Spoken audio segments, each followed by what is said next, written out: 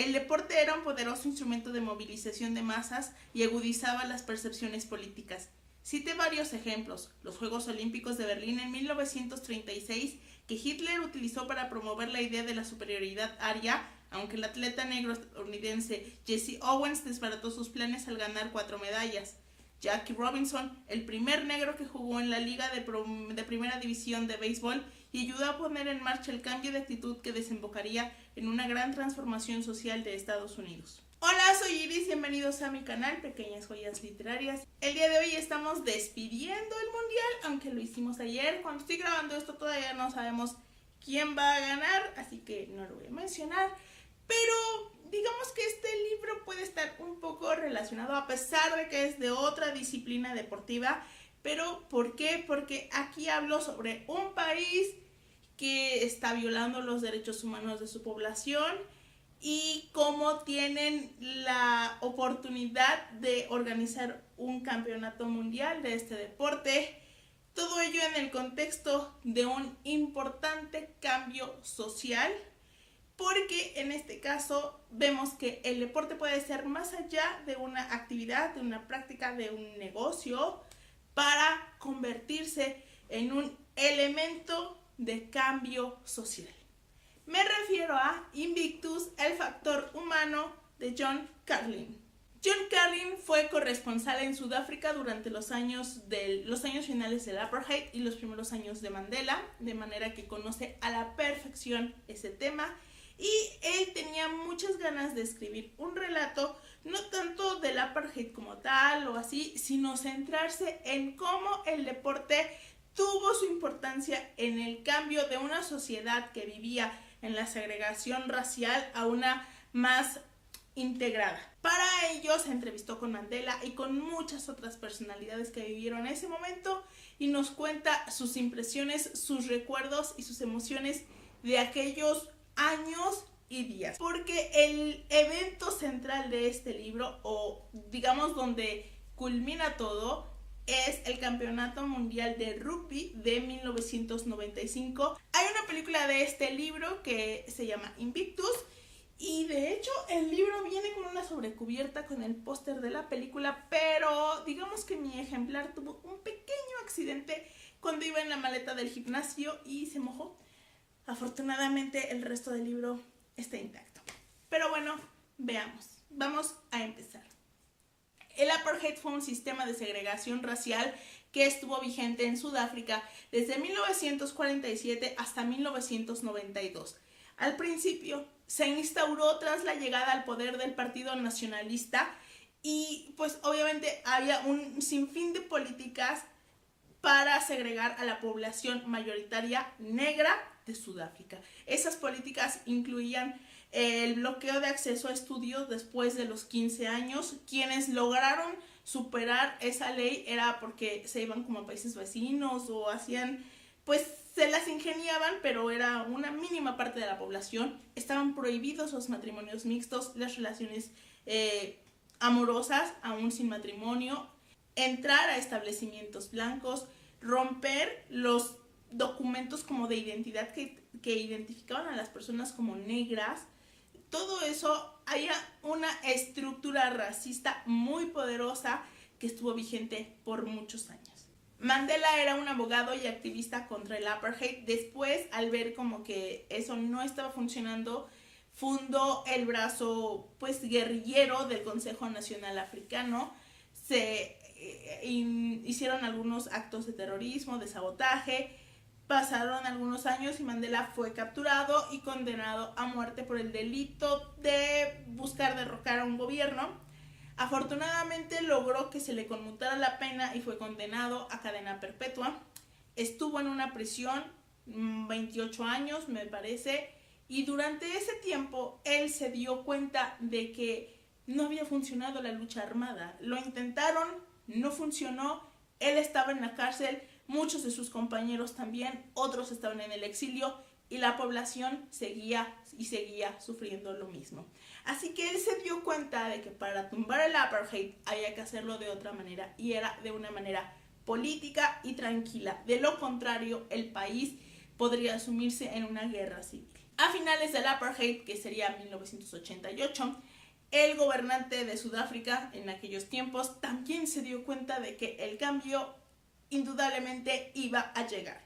Las presiones internacionales, los bloqueos deportivos, la falta de apoyo de Estados Unidos, que se retiró de apoyo después de la caída del muro de Berlín, bueno, un poco en ese contexto, en fin, ahí va a haber un cambio, así que el gobierno pensó que lo mejor era llegar a un acuerdo con Mandela y empiezan a negociar cuando Mandela está en la cárcel. Cuando deciden que Mandela es un hombre con el que se puede confiar, lo preparan para una vida en libertad y para seguir pues negociando esta rendición de ambas partes, por así decirlo, esta recapitulación. Y ahora ustedes se estarán preguntando, ¿y en dónde entra el deporte? Bueno, los disidentes entendieron que el rugby tenía una importancia cultural tremenda para los afrikaners. La sociedad sudafricana, digamos que se dividía en dos, que sería la mayor parte de la población blanca, la parte promedio eran afrikaners, y la parte más racista, más ultraderechista, esos son los Boers. Y a ambas partes les encantaba el rugby y el gobierno lo utilizaba como una especie de opio. Así que los activistas anti-apartheid lograron presionar de manera internacional para que Sudáfrica quedara fuera de las competiciones, y antes de que se instaurara esa prohibición, iban los jugadores a otros países, notaban todo el odio y el desprecio, porque obviamente los jugadores eran blancos, de las sociedades de los países a los que iban a jugar. Así que el rugby se convirtió en un medio de presión. Y cuando finalmente caen las leyes que sustentan el apartheid, Sudáfrica se tambalea al borde de una guerra civil. Porque a final de cuentas los Boers no quieren renunciar a sus privilegios, no quieren que los negros sean liberados, quieren seguir esclavizándolos, quieren seguir aprovechándose de ellos, y también tienen miedo porque ¿qué van a hacer ellos ahora que son libres? Y por el otro lado, la comunidad negra también tiene un gran odio, resentimiento y desprecio por los blancos que los han ido presionando, asesinando, torturando, echándolos de la sociedad, limitando sus oportunidades, teniéndolos viviendo en la miseria. Así que obviamente eso era un caldo de cultivo para un conflicto muy, muy largo, porque aunque los blancos fueran menos, a final de cuentas estaban armados.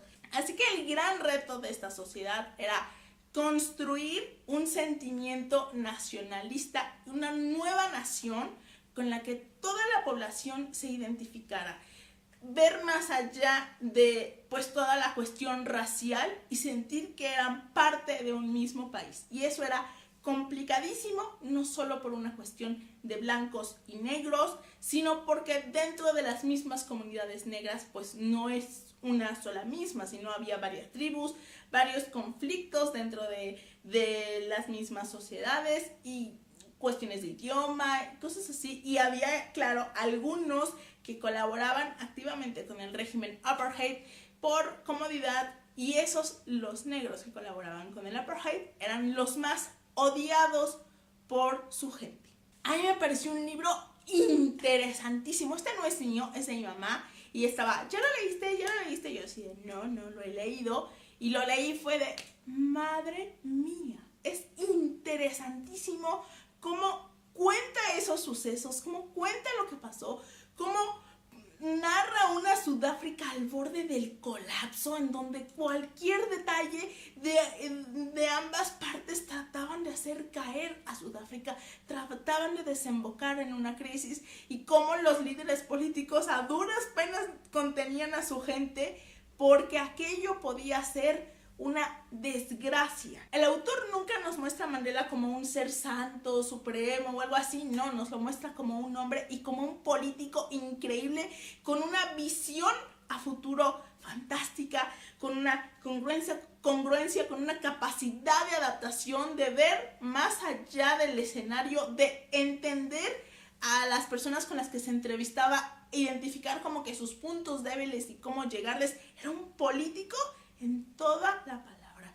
Y cómo Mandela supo que la única manera de construir esa identidad era uniendo a ambas partes en un momento colectivo y entendieran que podían seguir adelante con ese camino, y cómo él decidió que esa herramienta era el rugby y cómo construyeron esa identidad. Me parece tremendo. Creo que es un libro perfecto para quienes estudien identidad corporativa, relaciones públicas, política internacional. Es fantástico. Eso sí, si a ti la historia no te gusta, la política internacional te la pela, cosas así, no es tu libro, pero para mí lo disfruté muchísimo. Aparte, él como que se va a entender qué pasa con los boers, cómo surgen, qué los justifica, y me di cuenta en determinado momento de la historia que los boers es como el votante promedio de Trump, el MAGA, y es asombroso cómo piensan, cómo creen que lo que buscan es respeto, y la política tradicional no se la ha dado. Entonces, cuando llega un líder que les da ese respeto y no cuestiona sus argumentos racistas o cosas así, es cuando se unen. De hecho, la postura boer sigue en Sudáfrica, porque a mí me ha tocado de pronto encontrarme con artículos, es que está un genocidio contra los blancos en Sudáfrica, y me dan ganas de decir, pero imbécil.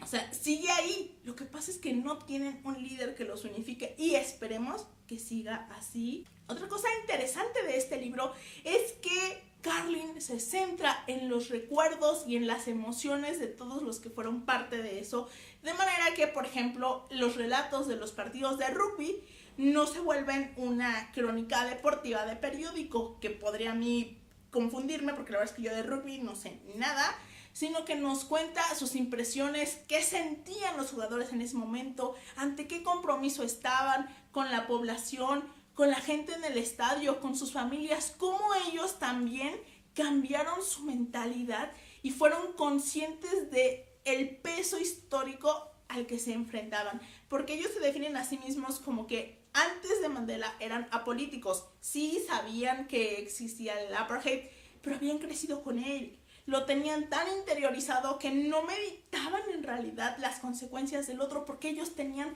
el privilegio. A mí me pareció un libro fantástico, interesantísimo. Yo al principio pensé que iba a ser como una visión hollywoodense, y cuando lo empecé a leer y el prólogo es explicar y las emociones y todo, y nada que ver. O sea, se mete un análisis tremendo de la situación de la Sudáfrica de aquellos momentos, del contexto racial, de la Sudáfrica actual, de la ultraderecha. O sea, hace un análisis tremendo de todo. O sea, ¿ustedes creen que les solté muchos spoilers? No, en realidad pasé por encima, porque la manera en la que describe las negociaciones y los sucesos que pudieron haber desembocado en algo horrible en Sudáfrica son interesantísimos. Yo disfruté cada página de esto, sobre todo porque Carlin conoce el tema y lo sabe narrar, lo sabe transmitir, lo sabe hacer de una manera muy amena. Pero como dije antes, si a ti no te gusta la política internacional, la historia o cosas así, lo vas a odiar. Pero a mí, que son temas que sí me interesan,